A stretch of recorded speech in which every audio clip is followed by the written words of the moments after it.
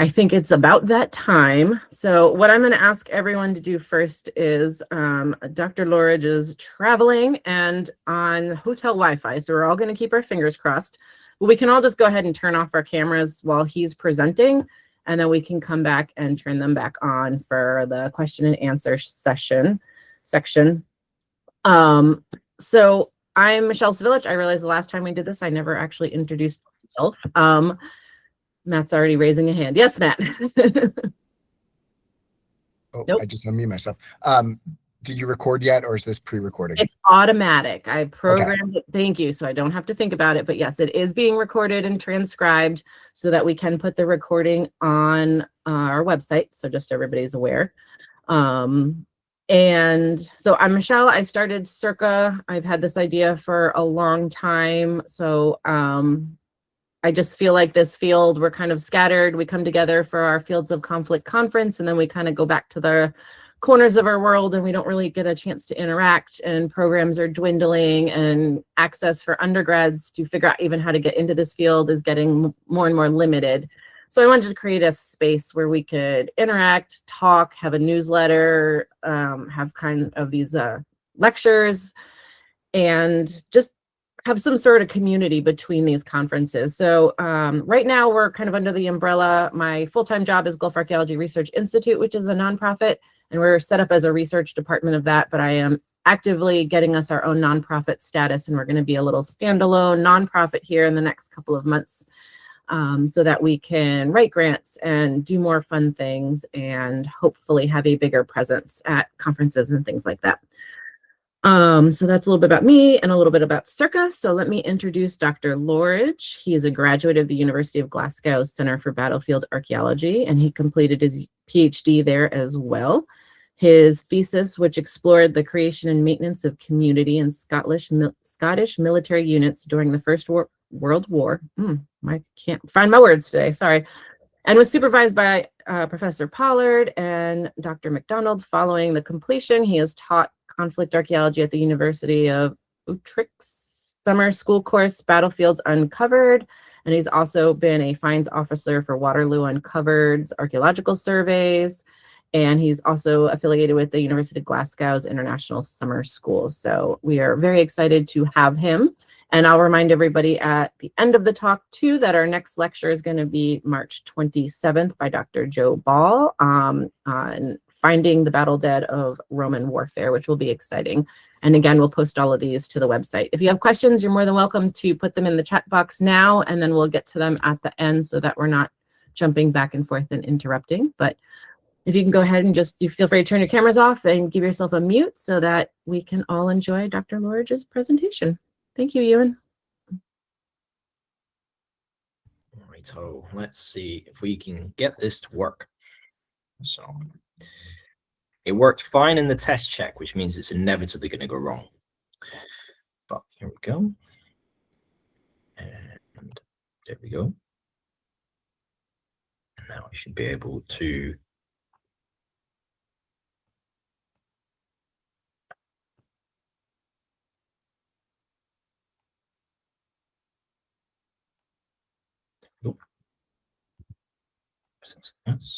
sorry, just getting it so that you guys can see what I see. There we go.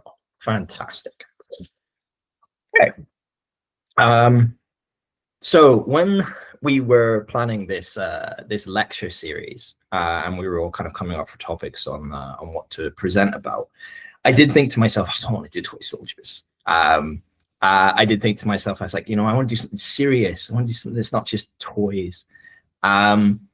And the more I thought about it, though, the more I realized that actually it was really, really relevant, and it worked really, really well with what CIRCA is doing, what we're doing in discussions of conflict archaeology. And in particular, last month, Dr. Richard Leese started off our lecture series by looking at impact scars and the creation of impact scars from on the built environment of sort of 17th century siege sites.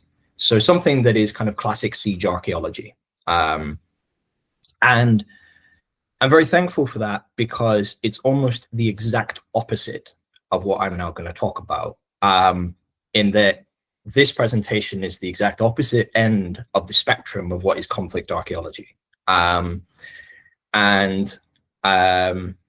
So it gives us a really good chance to kind of talk about today the breadth and the diversity of what kind of comes under this umbrella of conflict archaeology and what CIRCA as an organization covers. So I entitled this Playrooms in Conflict, the cast-led toy soldier at war. I added a bit of a dating to this because I really hadn't dated the original title. And the dates I've given is 1893 to 1966, which is a sort of period in which the cast-led toy soldier was produced by its probably most famous manufacturer, which is Euan Britons of London, who I'll talk a bit more about. I do want to mention just a little bit this image that I've used, which is from the London Illustrated News. And this is of like a sort of an idealized toy soldier battle that was a big 2-page spread in November of 1916. So while the Battle of the Somme was still raging, this was what was in the news.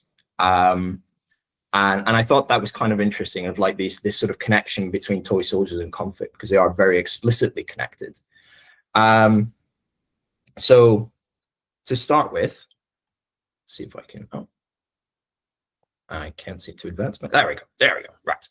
So as part of my research fellowship at the Center for Integrated Research in Conflict Archaeology, I'm looking at material culture. So in contribution to our sort of hopeful textbook on conflict archaeology, I'm looking specifically to contribute to the stuff of war, the material culture of conflict. And as part of that, I've been sort of discussing in my mind and trying to decide, how do we identify conflict-related artifacts? And how do we cover this wide breadth of what conflict-related artifact could be? And I created this axis, this sort of like dual axes here, to sort of start sorting different sort of typologies of conflict-related artifacts. It is flawed,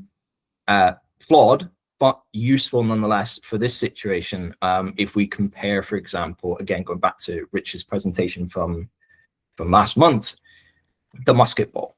A musket ball is a violent object. A musket ball fired at a siege site in the English Civil War is a violent object in a violent context. It's a military object in a military context. It's being directly involved in the violence of conflict. And as you can see in my grid, I've put the toy soldier almost on the exact opposite side of this axis, of this spectrum, in that it is a civilian object in a civilian context for a civilian purpose. It is a toy in a domestic context rather than a munitions in a military context. So that helps me kind of understand that both of these are conflict-related artifacts. Both of them are directly, intensely connected to that activity of group inter and intragroup violence. But they sit at these opposite ends of the spectrum. So the background to this topic and where it comes from is it comes from the War Through Other Stuff Society, which was a movement before COVID in the UK, where a few academics and Europe kind of got together, and they were talking about exploring non-military narratives of conflict. They were looking at things like Dr. Lucy Whitmore was looking at things like the influence of conflict on fashion. We were also looking at the influence of conflict on children's naming conventions, etc. And as part of that, the War Through Other Stuff Society ran a special issue in the Journal of Critical Military Studies, which was eventually published in print in 2021.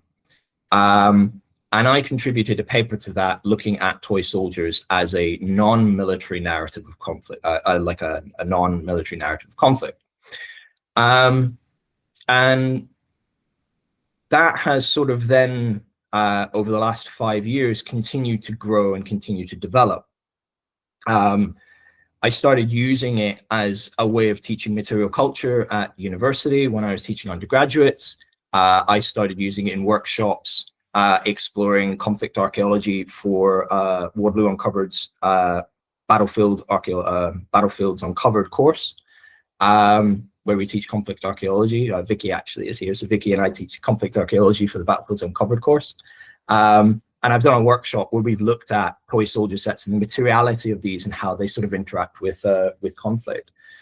Perhaps the most kind of influential on me in recent period, though, has been the 2025 International Summer School at the University of Glasgow.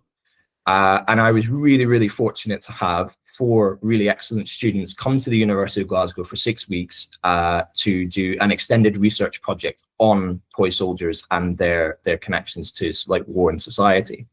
And up in the top right-hand corner of my slide here, you can see Grace is actually, that's her doing her presentation on mangled toy soldiers, looking at broken toy soldiers and how toy soldiers were broken and what that can tell us about the child's experience of violence in the playroom and of conflict, and how that might relate to their understanding of, you know, the First World War, the Second World War, disabled veterans, these sorts of things. And this is actually like a really exciting kind of area that we've been discussing. We're actually moving towards publishing an article based on that research. So that's kind of something that's really, really exciting that's come out of recent sort of research. So what is a cast-led toy soldier? Like, and, you know, where do they come from? Where they're manufactured, all that kind of stuff, these questions. I think the best way that I feel I can sort of encapsulate is they were very much the Lego of their time, right? They're not like necessarily a building toy like Lego is, but in terms of global reach and in terms of the space that they occupied in contemporary society, they were very, very similar to Lego. And there's a lot of good kind of comparisons to be made there. And I've made some comparisons here. So like this, essentially this toy set, the 2020s, that Snowtrooper battle pack from Lego Star Wars is exactly the same thing as this toy soldier set, the Scots Guards from the 1920s. These two things are the exact same cultural artifact, just from 2 different time periods. And there's a lot of kind of like crossover. They're seen as educational. They have this global reach. They're made with kind of cheap, common materials. The principal difference and what makes toy soldiers such a compelling topic for conflict archaeology and conflict is their subject.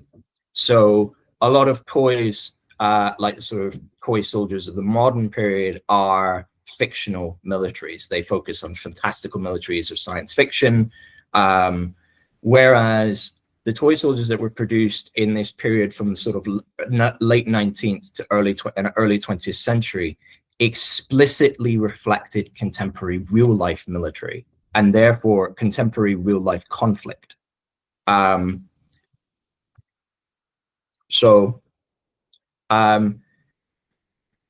The principal manufacturer that I look at is William Brittons of London. Partly that is because during this period, especially from the end of the First World War until the 1950s, they were the largest producer in the world of toy soldiers, although toy soldiers were produced throughout Germany, Europe, the US. But Britain's is probably most famous and most prolific due to its casting techniques, which allowed it to produce at a much lower rate, lower kind of cost. I'm not going to go into the whole kind of thing of hollow casting and the sort of economic history of all this, because I don't really have time. But there is a conflict sort of element to that I will come back to later. In order to sort of understand like where understand William Brittons London, I've actually got you a little Pathé newsreel, which when I tested it, it worked, of a tour of the factory in 1949. So, can all hear that? Ever there are small boys, there's a demand for dead soldiers. Here they come. Hundreds of them. Cavalry, infantry, gunners, a veritable army. Painting is done by hand. All the gay colors of peacetime full dress make these miniatures smart as guards. Soldiers are carded and boxed and dispatched to the four corners of the earth. Like his live prototype, the British toy soldier goes all over the world. So obviously getting like an insight there into like sort of just really, really briefly that kind of like casting of toy soldiers, the painting of them, the boxing and the sort of export of them. My favorite thing about that little section there is that last sentence there, that last bit of like his live prototype, British toy soldier is exported across the world. That explicit connection to the British military and to the British Empire. This is 1949 that this Pathé newsreel was done. Still very much at the time of British imperial, start of the decline of the British Empire. India has become independent already by this time, but there's still a lot of colonial conflict to come in the 1950s and 60s.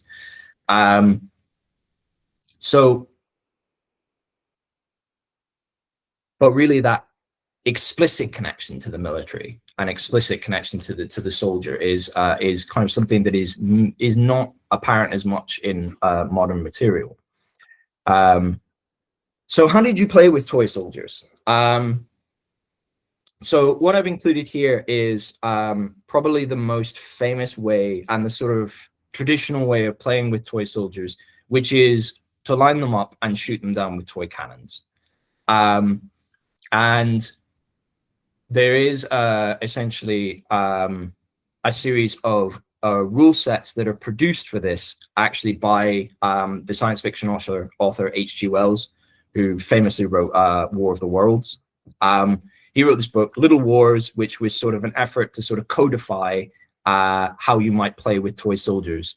And it's often seen as a sort of like spark or one of the early efforts, beginnings of a hobbyist wargaming in the English-speaking world, at least. The book also comes with one of the most backhanded compliment subtitles I've ever come across, which is, you know, for that more intelligent, for boys and for that more intelligent sort of girl who likes boys' games and books. Obviously, like, there is a fascinating element of gender to these toys that I don't have that much time to talk about in the presentation, but if anybody wants to be my friend, they can ask me a question about like, what's the deal with the gender in toy soldiers, Euan?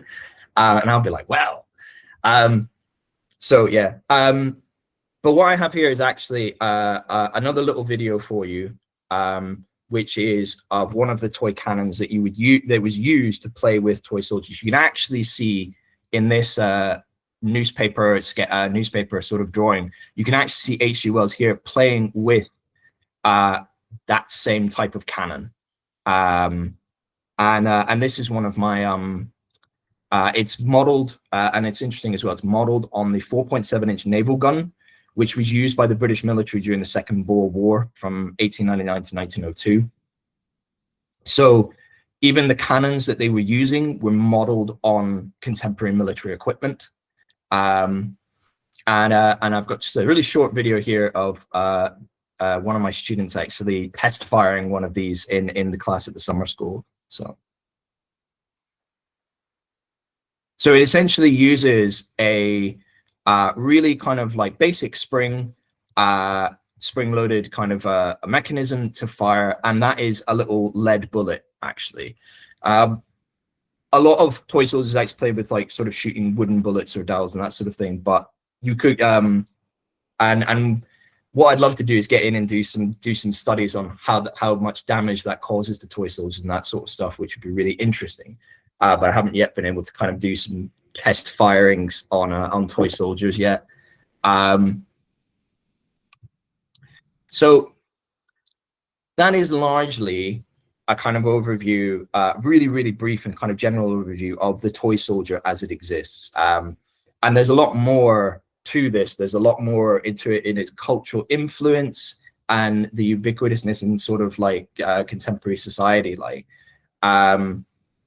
But what I'd like to do now is spend the rest of the session or the rest of the lecture just kind of exploring some case studies, because I think what's really important about this and what archaeology can bring to this discussion is that examination of materiality, what physically is being made, and what does that tell us about the implicit messages that are inside, that are within these objects, and how these objects might have been used or understood, or how they reflected contemporary understandings of the time. And whenever I'm talking to conflict archaeologists, I always kind of have to start with this particular figure in this particular set. Toy soldiers do come up in archaeological contexts. They are like a relatively common artifact that you might kind of dig out of the ground at some point. But so far, the only toy soldier that I have known to come off of a conflict site is this specific Gordon Highlander from the Adam Park project. Adam Park was a conflict site. It is where from the Battle of Singapore in 1942 during the Second World War. And after the battle, it was also the site of an internment camp for a period. So a bit of battlefield archaeology and a bit of archaeology of internment.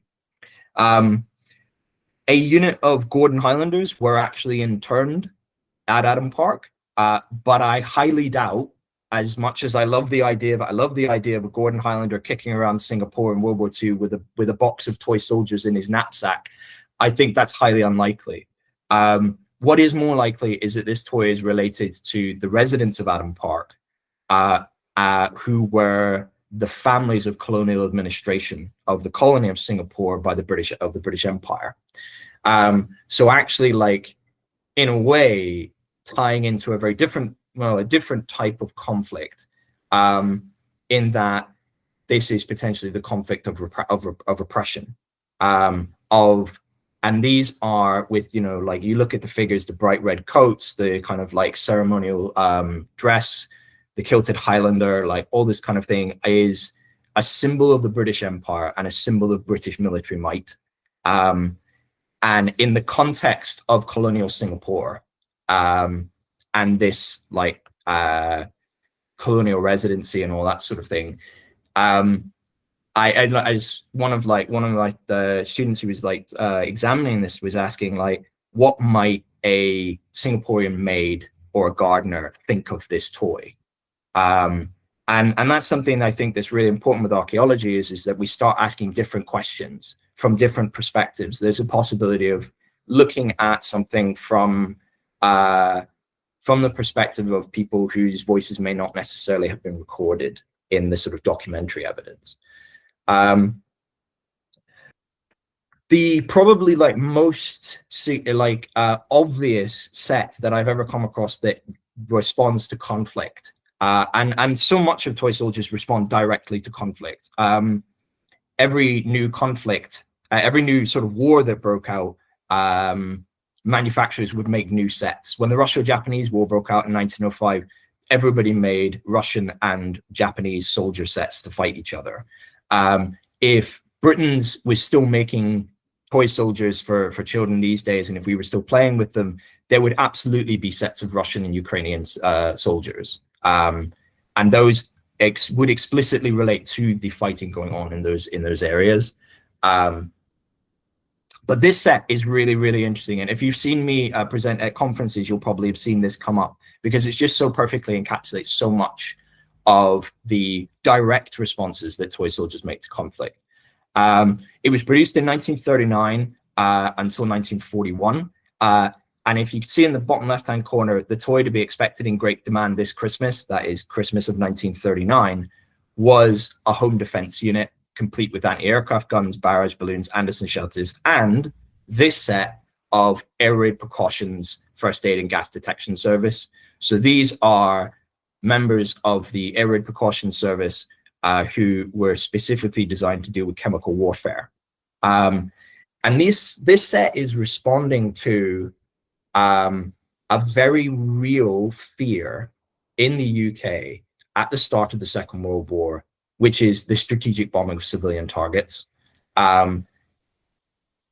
Guernica, the bombing of Guernica in the Spanish Civil War in 1937 had drawn a significant amount of attention for the potential loss of civilian life and damage to property that could take place from like strategic, aerial bombardment that hadn't necessarily been possible before. And there was a great deal of worry and fear about how were they going to deal with this. And I think it's really, really interesting that what toy soldier manufacturers and what toy manufacturers are producing is not fighters and bombers and the equipment to conduct strategic bombing, but actually anti-aircraft guns, barrage balloons, these gas detectors, the weapons and equipment to combat that threat.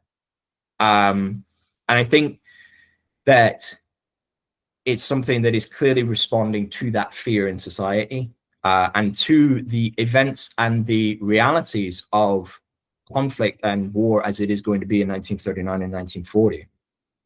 There's two really interesting things about this. One of which is this figure that I have in the bottom right-hand corner here is actually from Britain's, and most British toy soldier manufacturers never produced figures of dead soldiers. There's no kind of material where a soldier, like dead bodies are shown in miniature. They do produce some wounded figures as part of an ambulance set. And this is actually a figure from the ambulance set that has been, or a mold from the ambulance set that's been reused. So this is a mold of a soldier that's been reused and repainted to represent a civilian. And that is really significant because what you've got here is you've got a toy set for Christmas of 1939 that is actually explicitly showing civilian casualties, which is wild, and must have been like quite shocking. But ultimately, if we think about what necessarily is the purpose of this set, if we think about like how might you respond to it, is that what this is actually showing is people will get injured, but there's people here to help. There's people who will deal with the like potential danger of gas shells being dropped on London or something, or Glasgow or Birmingham, etc. And there are ways of, and if we think about toy soldiers as an educational tool, a way of educating people about what can be done about these issues, even if it's actually not very, very much. It's that way of kind of potentially assuaging public fear. The last thing that I really kind of want to mention in this is that central image here of that sort of map. And this is from the bomb damage maps of London. And this is actually something that I was literally looking at yesterday, and I decided to include it because the thought when I was actually talking to Grace actually recently, this came to my mind, was that these objects are being produced in a conflict landscape. London is being bombed by the Luftwaffe in 1940, 1941. And this map shows the damage to the buildings on Lambton Road, which is where the Britain's factory was. So the factory that the people going to make these toys and paint them and set them up in that factory are passing buildings that are being damaged by conflict. It is existing in a conflict zone. And it's not something I'd ever really considered before, but if you think about, again, that ability for archaeology to kind of explore different perspectives is the perspective of the person who manufactures these, who makes them.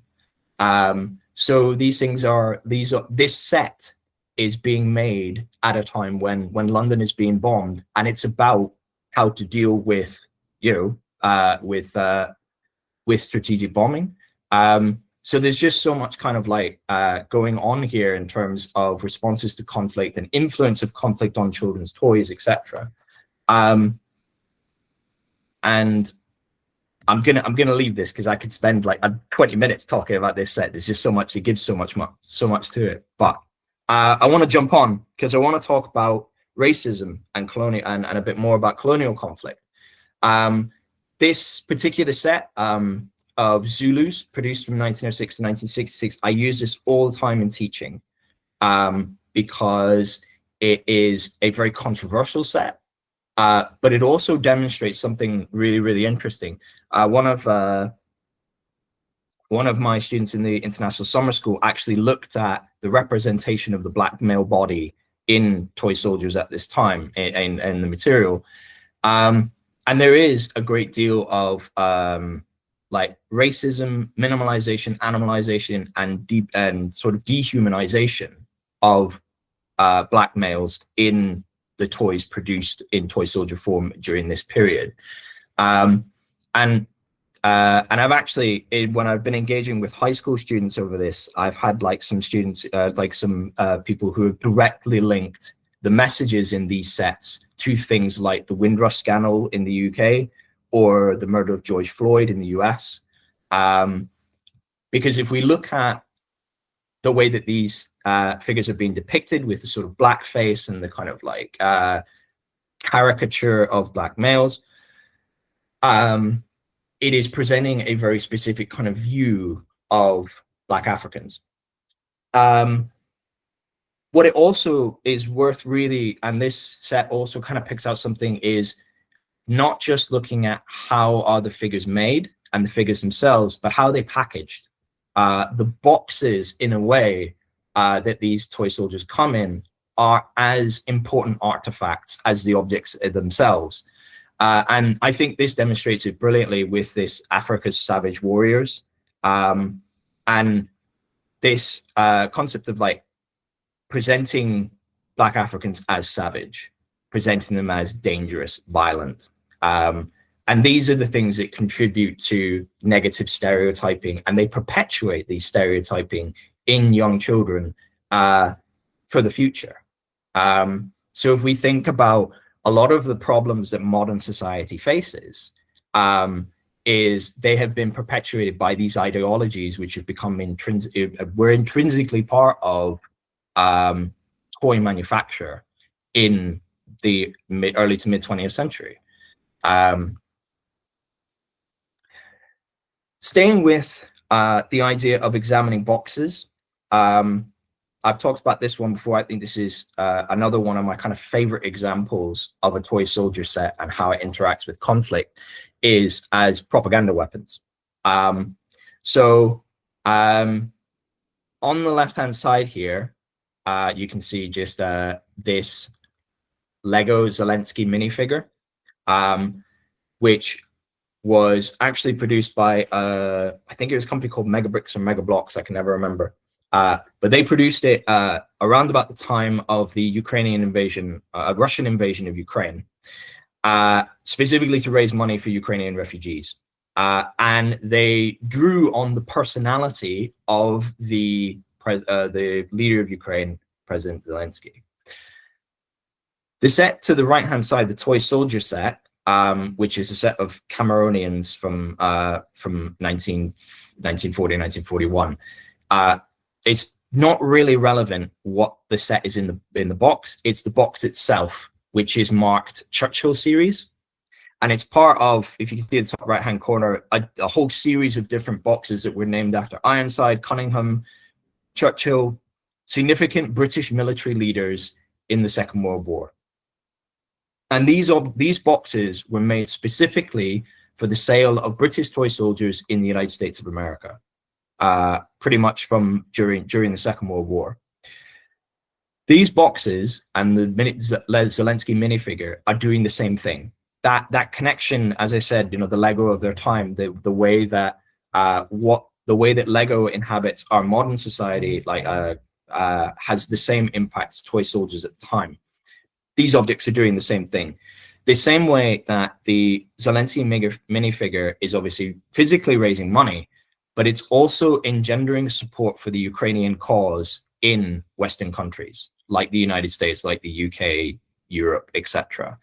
In exactly the same way, that's what this Churchill series box is doing. It's a calculated effort to get American children and Americans playing with British toy soldiers, not German toy soldiers. That brings in obviously American dollars to the UK economy, but it also engenders support for the British war effort against Nazi Germany. And I think it is no coincidence whatsoever that these boxes ceased to be produced after 1941 because the United States has entered the war, the mission is complete, they've succeeded in their objective, and now they're no longer necessary. at this point also, like Britain's moves into the Britain's factory starts producing munitions full time, and we'll talk a bit more about that because I'd like to talk about metallurgy. And this is probably another area where my thinking about toy soldiers has really developed. This last set that I want to have a look at, if you recall, right at the beginning of this talk, I contrasted the toy soldier with the musket ball, with the lead musket ball. And partly I do that because they, like the musket ball is sort of the quintessential conflict archaeology artifact in a way. But they're both made of lead. And therefore there is this sort of synergy between them. And in fact, actually, it goes much further than that, because if you see again, this article on the left-hand side, toy soldiers called up. This is from the Aberdeen Press and Journal in 1942 in the UK. And it is calling for people to hand in toy soldiers so they can be melted down and turned into shrapnel balls. That's really, really interesting for a number of reasons. One of which is basically there is actually like a sort of synergy between, and I've used that bit, like the way that toy soldiers are manufactured, especially for the hollow cast press process that William Britain's London used. They didn't make them out of pure lead. Toy soldiers were made out of a lead antimony alloy. And what that did was it allowed them to basically, it increased the melting point of the lead, and it allowed you to basically sort of invert the mold and pour out excess lead, and it made the figure hollow and lighter, and therefore you could sell it cheaper and produce it faster. It just so happens that the military had also done the same thing for the production of shrapnel. Now, we have, and bring in my Waterloo Uncovered hat for a little bit. On the Waterloo battlefield, we have really early shrapnel shells used by the British Army and British artillery. And they use pure lead or high lead content balls, which mesh together in the low melting point, and the softness of the lead means that, and we've probably seen this quite a lot of battlefields if you've worked on any of them, where canister or lead shot is like clumps together, and it decreases the spread of something where you want as many lead balls in the air going in as many different directions as possible to increase damage. So by the First World War, what the British military are doing is they're using a lead antimony alloy so that the balls inside a shell, and up at the top here, it's got a sort of demonstration of how a shell works for like First, Second World War shell work. These balls don't clump because the or as much, and therefore it increases the spread of the shrapnel. What's really, really interesting is that because toy soldier manufacturers, like, they were producing the same type of thing, so it was really easy for them to switch over from casting lead toy soldiers to casting lead shrapnel balls. In the aftermath of the First and Second World Wars, William Britain's bought back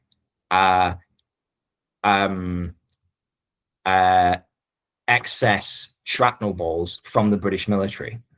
And especially in the 1920s, a lot of material, new toy soldiers and new molds were cast using recycled shrapnel balls.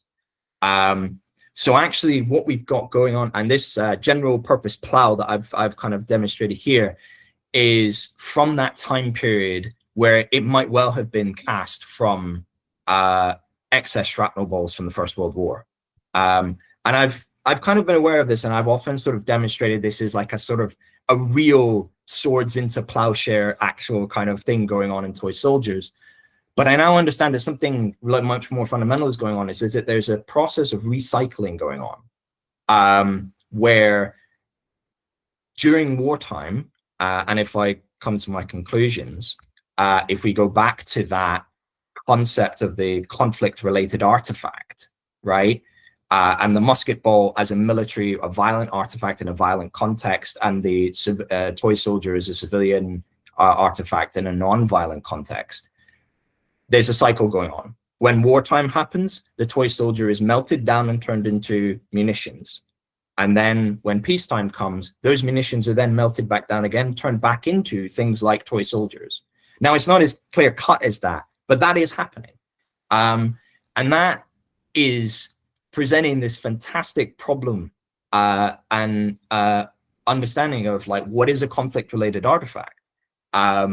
Because they are clearly both conflict-related, but actually they are intrinsically connected because they are part of this cycle of process of moving from a specifically violent object being reused as a non-violent object. And I think if any of you have seen Mel Gibson's movie, The Patriot, old movie now, I think like early 90s or like late 90s or early 2000s, Mel Gibson's character melts down his son's toy soldiers to make musket balls. And we have instances of that. Like we obviously have like that thing, but I would love to know where that idea came from in that movie. And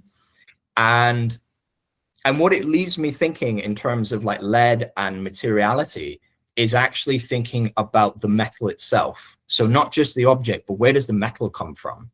And how often are we seeing a situation where we are digging up lead shot, we're digging up musket balls, and we're assuming that they were always musket balls, that was their intention, that we dug the lead out of the ground specifically so that we could make them into musket balls.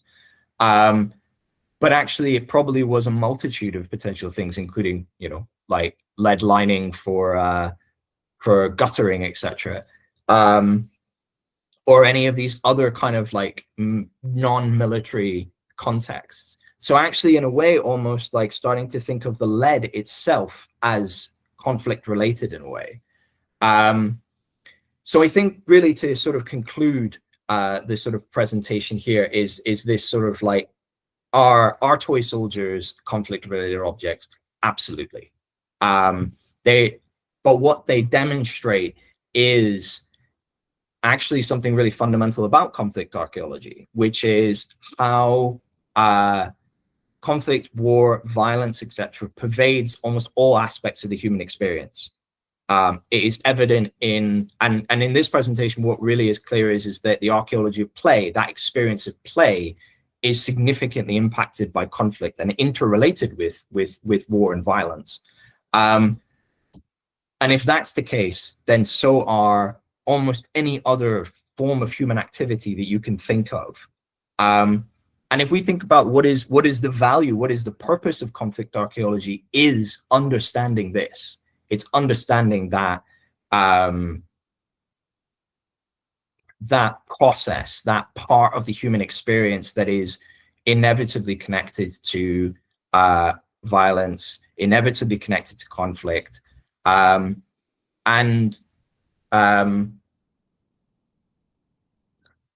inevitably sort of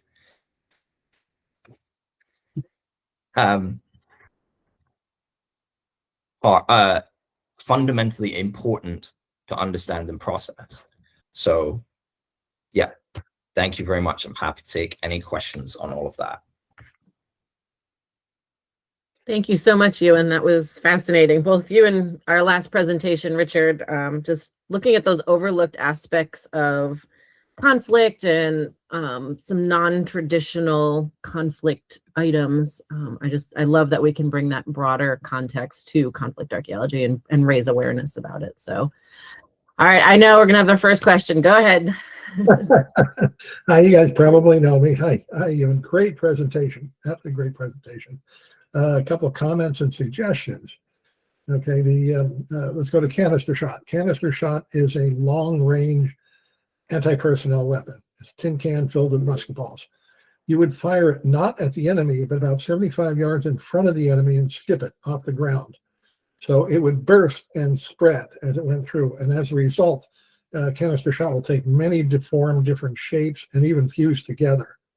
Okay, so the question I have is looking at the soldiers, the small parts like musket barrels, rifle barrels, spears, suggests to me that they're not pure lead. They have to be some sort of alloy, like with tin, okay, make them close to the pewter, and later antimony, okay, to harden them up. Otherwise, those things would bend and sag rather quickly. I did some research on canister shot of World War I, okay, and in I want to say it was 1917, they introduced antimony into the canister shot, but they also molded the canister shot, not as round ball, but faceted, so they would pack better in the shell. Okay, so the other point that I suggest, there's a little bit of a gap. You go from lead to the Star Wars. Okay, I was born in 1950, which is just post World War II, and growing up, when I was 5 years old, so 1955, everybody had green plastic soldiers. And we didn't have video games. We all played war. We all did strategies and whatnot. And I don't know, was it supposed to be grooming us for Vietnam, which I was very much opposed to? But we would do things like, to this day, I carry a white handkerchief.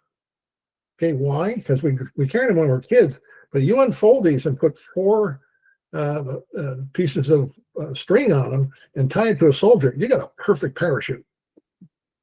Okay, so we were parachuting behind enemy lines, our neighbors who we were fighting against. We throw these in the air, and wow, we got you. So there's a little bit of a gap there you might want to explore, and it's really kind of cool. It is like, so very like, you're absolutely right. There is this shift to plastic that does take place, and I was aware when I was talking that I was like, this is true and not true. For example, like when I was a child, right, in the early 90s, we had micro machines, right, which explicitly reflected Operation Desert Storm and the weaponry of the like NATO and US forces in the first Gulf War.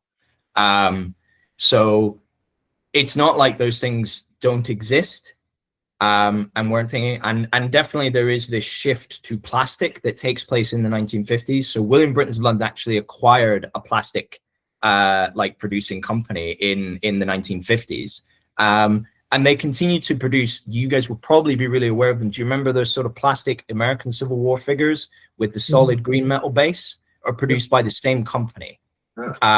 So they did actually segue into that after the sort of like in the 1950s. And yeah, you're right. It's a point where I kind of cut off because they're no longer cast lead, but this phenomenon continues. Absolutely. What surprised me, okay, again, as a kid, okay, we can get U.S. soldiers kneeling, standing, firing machine guns, but no opposing army, no Germans, no Japanese. It was always just American soldiers, not in no other country. Yeah, there's an interesting thing. So like Britain has the same sort of problem in a way that they produce huge amounts of British soldiers, but they only ever have like one set of Germans. And they're Germans from like, 1914. Right. So yeah, there's a common thing going on there, which, to be honest, I've never really explored in a way, and it's different. If you look at like what's produced in Germany, for example, they produce dead soldiers, they produce wounded soldiers, they produce like they have a very different approach to the sort of presentation of toy soldiers. A lot more kind of like realism and it's a lot more graphic actually. It is something I actually covered in the original article because I compared the German and British sort of styles. So if you want to know more about it, go read the article and learn a bit more about it. But absolutely, like there's a lot that I haven't been able to broach on this. And one thing I've realized when I was writing this presentation, I was like, I probably need to write a book. I don't know if he's coming, but Dr. David Orr of Temple University, I think he's retired now. If he comes to Glasgow, he did a presentation on excavating his front yard of his apartment, World War II apartment, and he found a lead toy soldier that was his. So it was a rather interesting revelation. Well, we've got some other questions too, so we can always circle back. So yeah, even at Fort King, we have some green plastic army soldiers from the family that lived on the fort from past times. But let's get to Helen, and then we'll get to Richard, and then we can circle back if you've got more comments. No, but I want to thank you. A great presentation, brought back a lot of fond memories. Thanks. Go ahead, Helen. Hey, Euan, that was amazing. My head is reeling, so I'm going to try and see if this makes sense, what I'm trying to say. I was really interested in what you were saying about the circularity of the reuse of the metal back into toys. And I was just thinking, if you bring that forward to today, the fact that now the toy soldiers have been replaced by video games, and we're looking at technological warfare and how that's kind of got its own circularity, and the difference between the reality of playing with actual soldiers into this kind of fantasy world of, I'm not very good at video games, but like Warhammer and all that, and those figurines are still there and they're still being painted. And that kind of like, are we now looking at a digital archaeological record? Yeah, just your thoughts on that. I probably didn't word that very well because my mind is still spinning from your excellent presentation. But what are your thoughts? You're muted. You're on mute, Euan. Got it.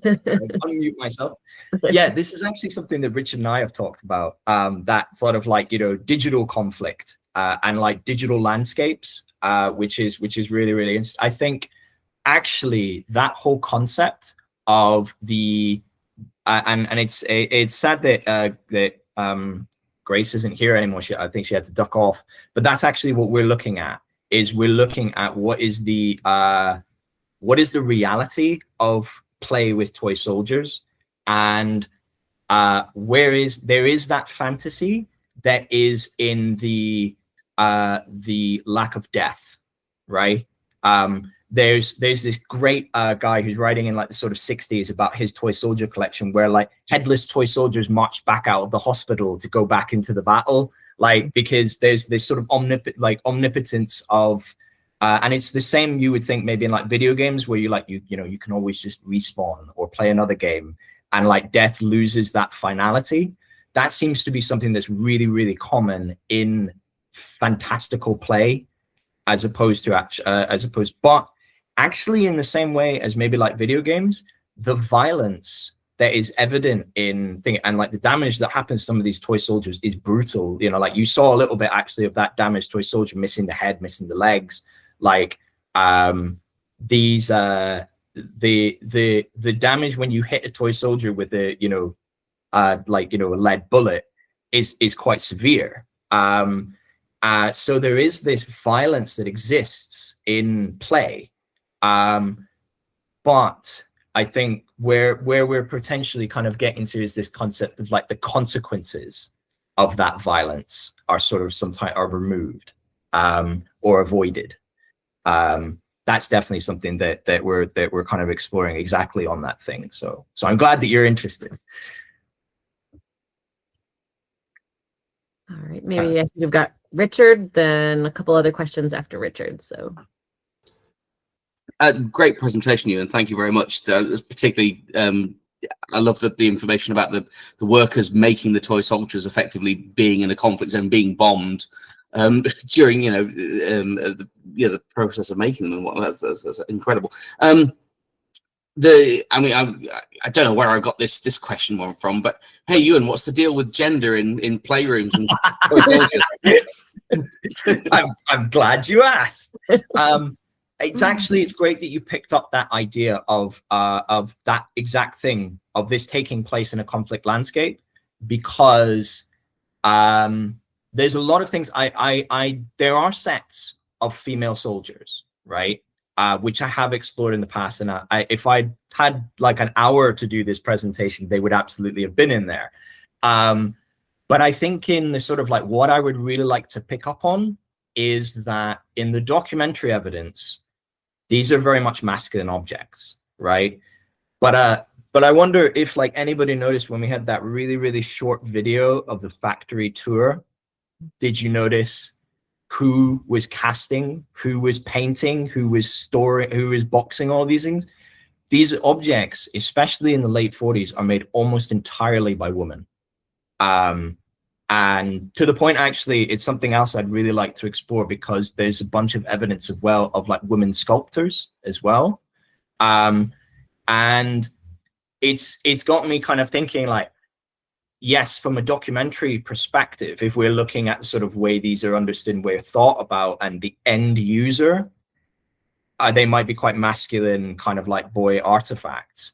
But if we look at the manufacturing process, it's a female artifact.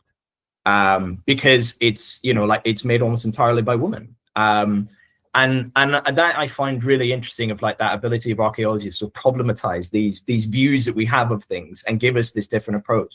So when I was kind of thinking, like, this opportunity to talk more about gender is that kind of if we look at it one way, it's got all these like images of masculinity and male, like, sort of like, you know, like association with male and violence. And then if we look at another way, actually, I think what we get to is we get something where these objects exist in multiple different spheres, and therefore, actually, maybe do we need to sort of consider materiality as like a kind of consider it as a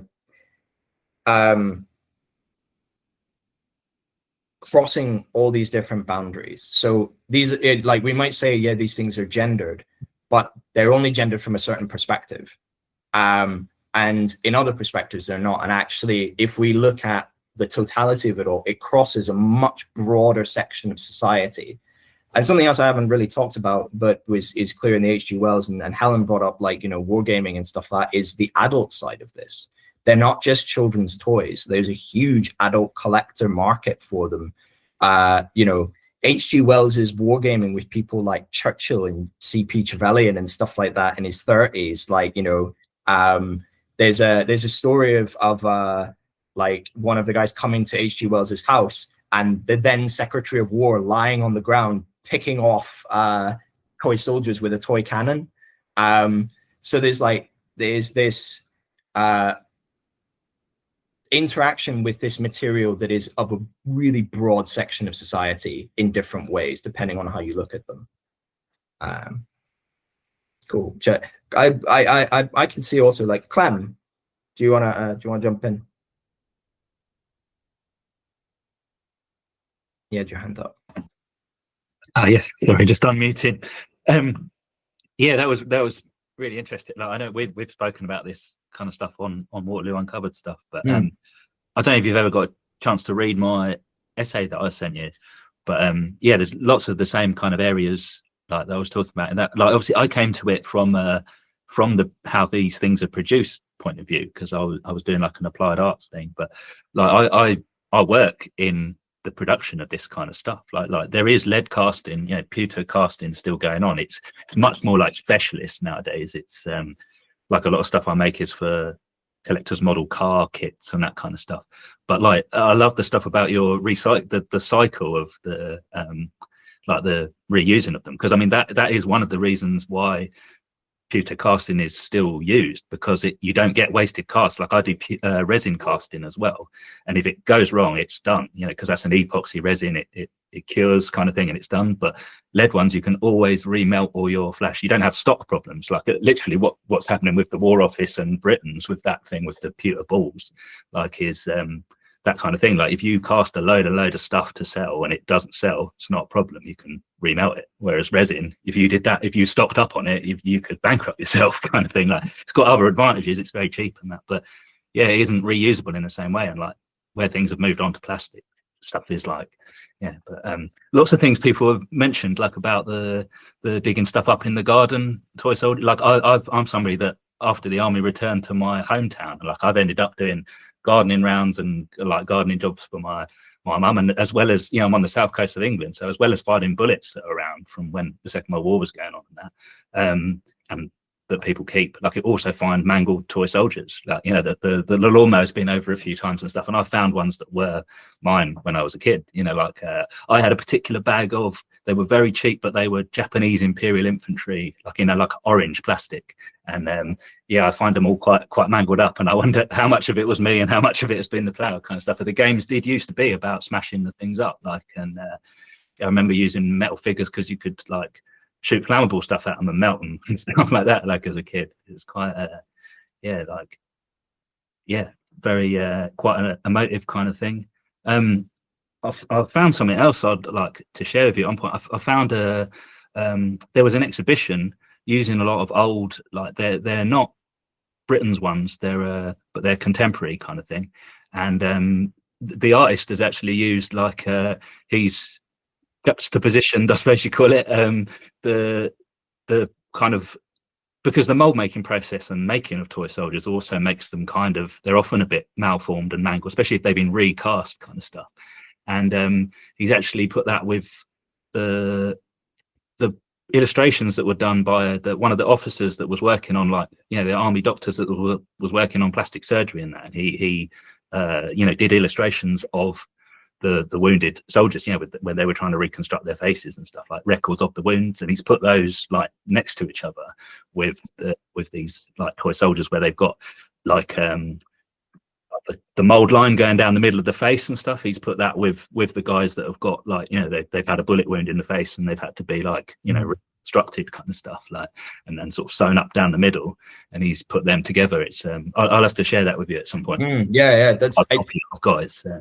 That's like, that is absolutely kind of something that's also, there's been a bit of work done on this, on like this sort of from like from the viewpoint of like disabled veterans from the First World War, and how disabled veterans were viewed, and one of the ways they're described is like broken toys, and then they can be fixed like a broken toy, and there's this kind of like close connection with like, especially in like sort of early 20th century like society, of like disability with childhood.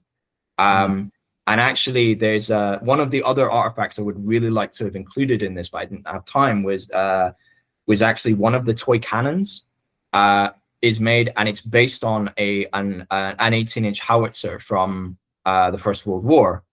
And the box art is stamped with the National Scheme for Disabled Men, which means that disabled veterans were involved in the manufacture of that product. Yes. So you have basically like veterans who are making the weapons that they used, or had used against them.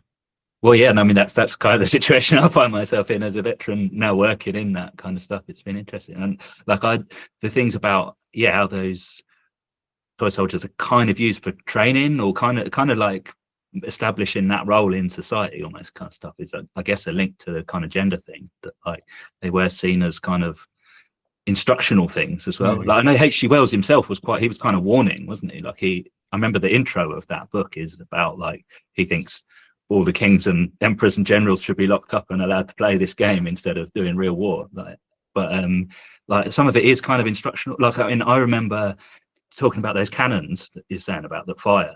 I remember using, like, I mean, it was plastic but with metal bits in it. But as a young kid, using that, and like me and my mate would act as a little team. Like he would light a match and put it in there, and then I would fire the thing, and it would go on the like sawdust castle or whatever and set fire, kind of stuff. And then, I mean, yeah, as a serviceman, I ended up in a mortar platoon. I mean, I wonder sometimes whether that goes back, like, you know, that far, kind of thing. It's weird how deep they go into society, like. And it's kind of, it is really interesting how like how much this is embedded in, like, you know, like when you actually start looking at like children's toys, how violent children's toys really are. How violent kids can be as well. Yeah. Enzo, you've been waiting for ages.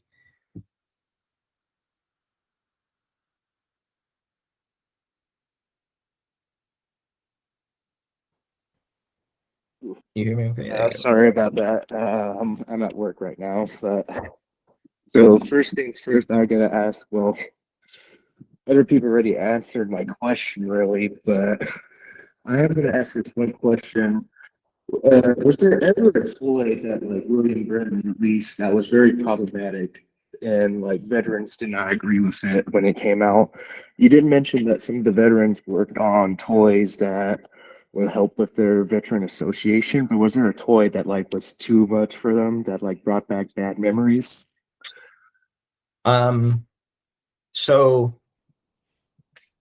there's a whole section I actually cut out of this presentation today, which was more of that thing where I started to realize, man, I need to write a book because it's not like there's like too much in this presentation already. Is you know, society is diverse, and there are a lot of different responses to these artifacts. I don't think I've ever actually come across a section, like an instance specifically where veterans have been unhappy with it. But I know that there's a really great newspaper article from 1918, which basically says like children are still really interested in toy soldiers, but parents are less happy about having the tragedies of war enacted on the living room carpet. Like, so there was very much like a kind of like symptom where at the outbreak of a war, like toy soldier sales would rise and then they would fall as the war kind of went on. And then in the aftermath of the war, there might actually be a bit of a downturn in the sale of them, potentially. There's it's really hard to know because we don't actually have any sales data for these companies. All we can kind of do is basically identify, well, they continued to make it, so people must have kept buying it, is kind of the only thing we can say. But there's definitely that. There was definitely an effort in the 1920s to produce like things like that general service, like the plow, like farm equipment and zoos and stuff like that, to kind of maybe step away from the totally military material. The other thing that is very famous is there's a set called The Exploding Trench, which came out in 1915, and this is quite a controversial item, and is, to be honest, an example of where like, you know, academic history can sometimes take something like and run with it. So basically what it was it was a little kind of like toy set, like really similar to the kind of stuff I remember as a kid. Like, it's sort of a trench, just like a little paper mache trench, and it's got a little flag that stands out of it. And if you hit the flag, it sets off a spring and it throws the bottom of the trench out. So if you put like maybe a bunch of soldiers in it and you hit the flag, they'll all fly out of the trench like it's blown up. That came out in like 1915 while the Battle of Lourdes was going on, you know, and you're getting casualty lists that are like 2 pages long in the newspaper. Like, and they stopped making it really quickly. Like, they didn't make very many of them. It's ultra rare. And one of the kind of collector, like there was a lot of collectors in this. So these things became like really big collector's items in the 60s, 70s, and 80s and 90s. And actually, I had one of my students at the summer school did like a whole thing on that kind of adult collector thing in the like post Second World War, like after these things ceased to be children's toys. And that's another area I'd love to explore a bit more as well. But this guy was basically writing about the Exploding Trench, and he says, well, maybe people didn't like it. You know, maybe it was just a bit too close to the bone. And a lot of other people have read that and run with it and gone, there was a public outcry against this toy.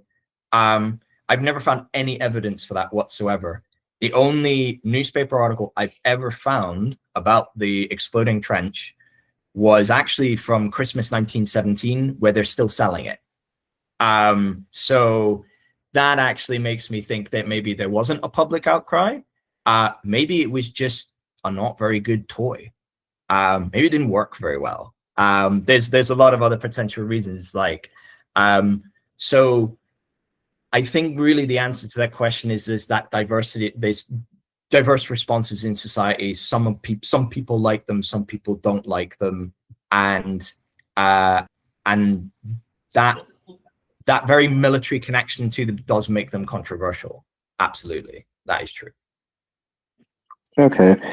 And you kind of touched on this already with someone asked this previously, or you mentioned it about the wargaming with these toys. Was there, in your research, has there ever stood out something you found out from like the wargaming community was being used for military purposes, or like there's evidence of wargaming going on from a conflict site from fellow soldiers, bringing these toy soldiers to play around, or just playing like a simulation of like how a battle would go?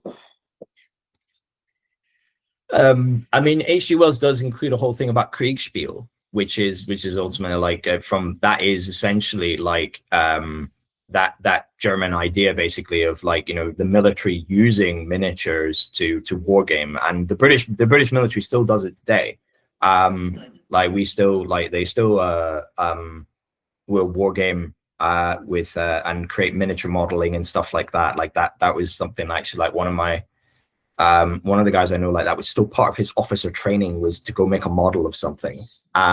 So absolutely, like there is that thing where wargaming is part of like military training and military planning.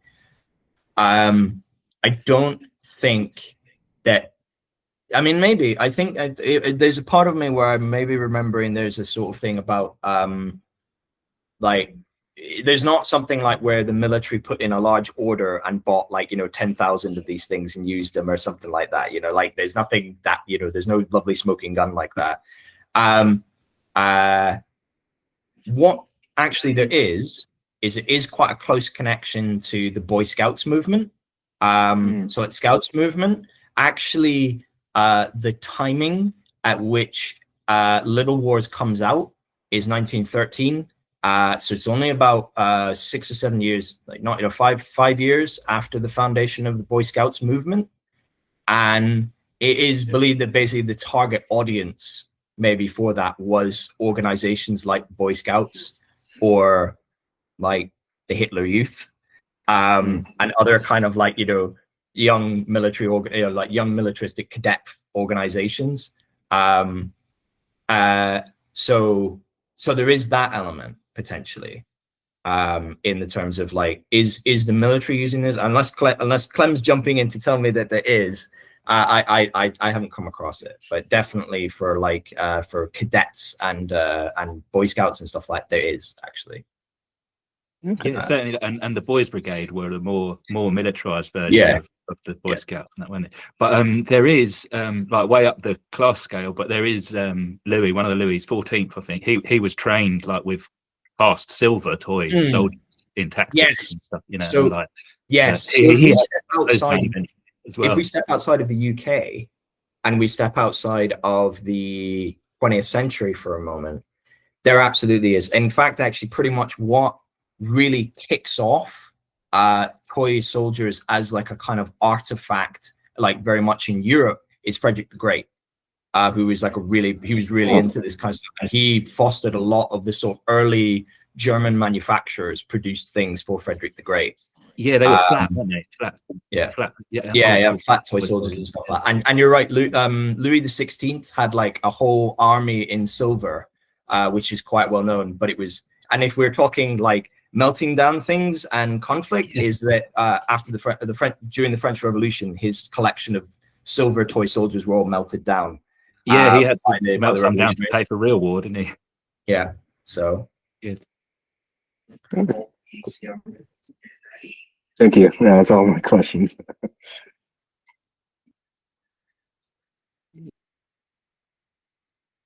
So, Michelle, if I can do a concluding slide, a very appropriate concluding slide that Ian would actually like a copy of, if I can share my screen.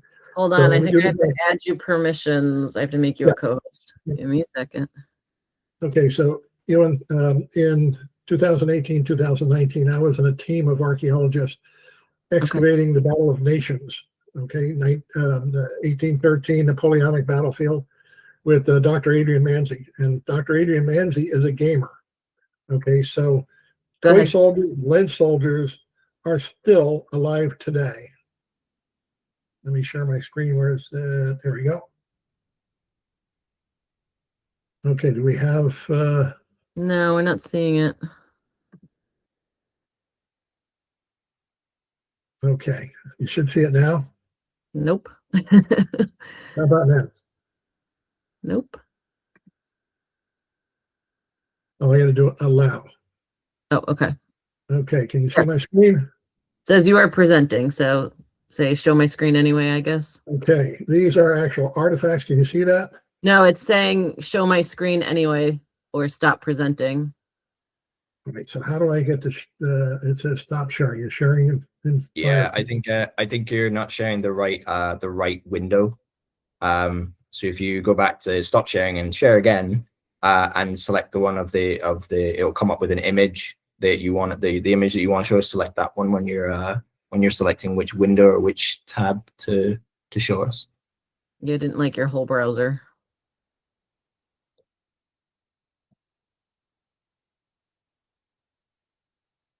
How about now? Yes, we got it. There you There we go. go. There you go. Okay, so there's Adrian's French toy soldier amongst actual artifacts from the Battle of Nations. Okay, still appropriate today, still being used today. There's from a Waterloo perspective as well. There's a very famous model of the Battle of Waterloo produced by William Siborne that's in the National Army Museum. Mhm. And the toy soldiers that he uses for that are all lead soldiers that were produced in Germany at that time from basically the same people who were producing Frederick the Great's toys. So there is that, like, there's a lot of what I've talked about today has been very 20th century conflict related, because I've been looking at William Britton's of London's material because it's very well recorded.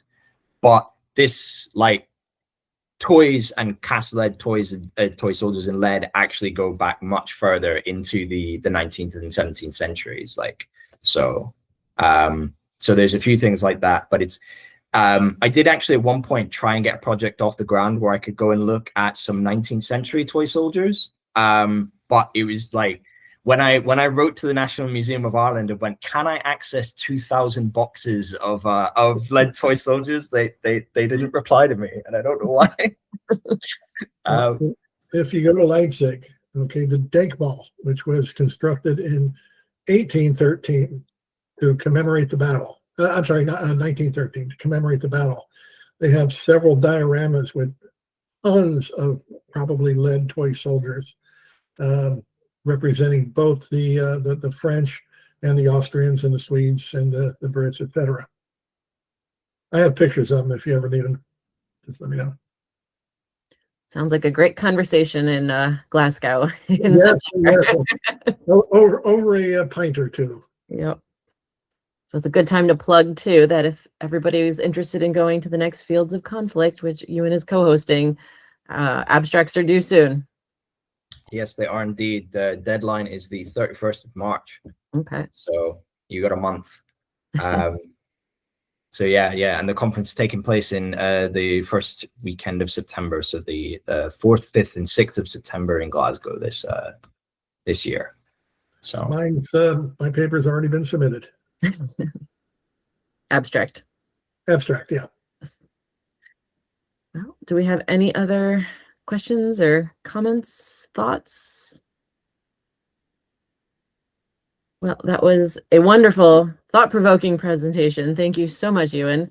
And to remind everybody too, our next lecture is March 27th, same time, same place, to see Dr. Joe Ball. I'm not going to read all that Latin in your title, but it's Finding the Battle Dead of Roman Warfare. So another expanding the bounds of conflict archaeology and looking at some non-traditional things. We're not just looking at, two armies shooting at each other. And that's what I really love about these discussions, is bringing in a broader discussion, broader thoughts, broader ideas, and more people that are, maybe not be professionals, that are just interested, historians, history buffs. Hopefully we'll grow our following. So if you are not a member of CIRCA, please check out our website, conflictarchaeology.org. If you would like to join, it's a $20 a year membership, or there's a $5 a year for students and whatever, pay what you can, but it helps us keep the website going so that we can keep hosting events like this. So we're going to try to keep this thing going monthly and see how long we can keep it going for. So again, thank you so much, Euan. And if anyone has any questions, speak now or we'll end the meeting. Yeah, thank you very much, everybody, for coming and listening to me talk about toys for an hour. So I appreciate it.